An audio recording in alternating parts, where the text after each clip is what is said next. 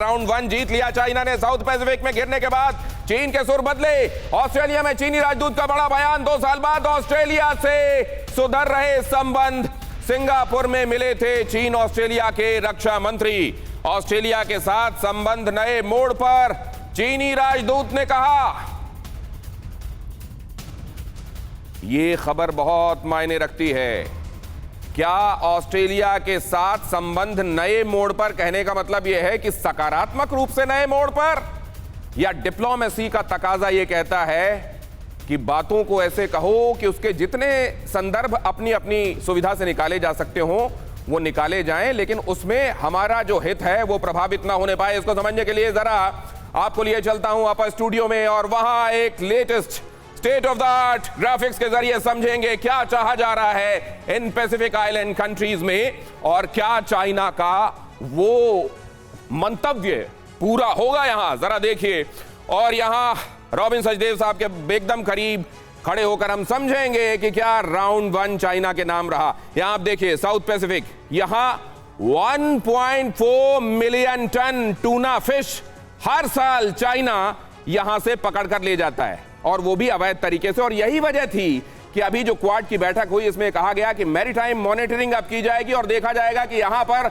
अवैध फिशिंग ना होने पाए। और ये क्या है, 30% है दुनिया की टूना मछली का कारोबार, 1.5 मिलियन टन पर ईयर, और इसको 30% वर्ल्ड ट्रेड का 30% ये फॉर्म करता है।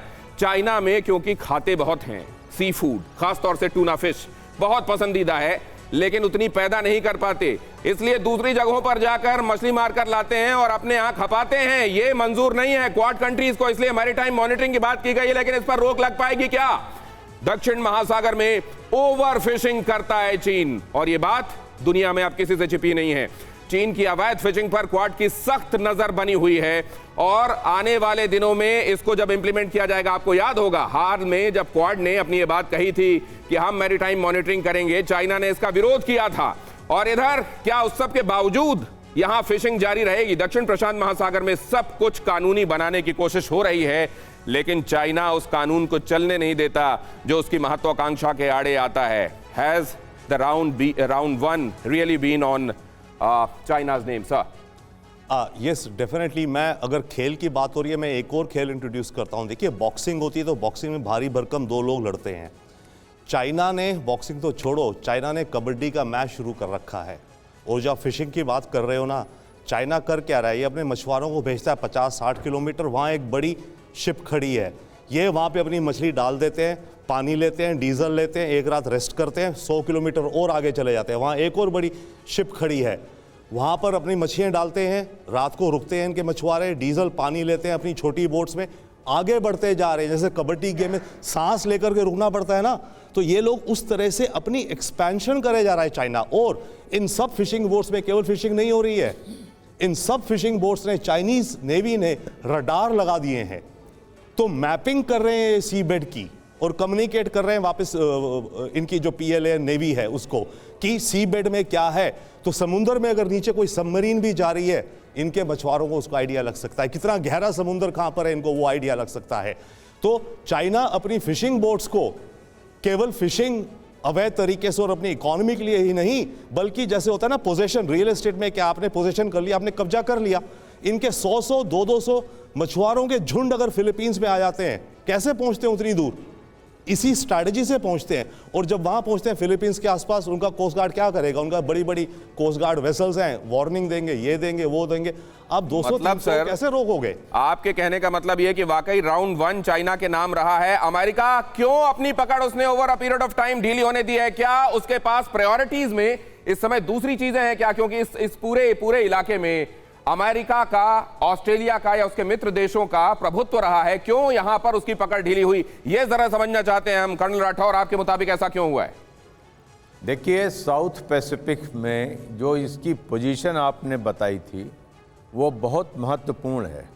साउथ पैसिफिक जो है अमेरिका के वेस्टर्न कोस्ट पर खुलता है, और यहाँ के जो 12 से 14 कंट्रीज़ हैं, ट्रेडिशनली वो US, फ्रांस, न्यूजीलैंड, ऑस्ट्रेलिया पर डिपेंडेंट थे।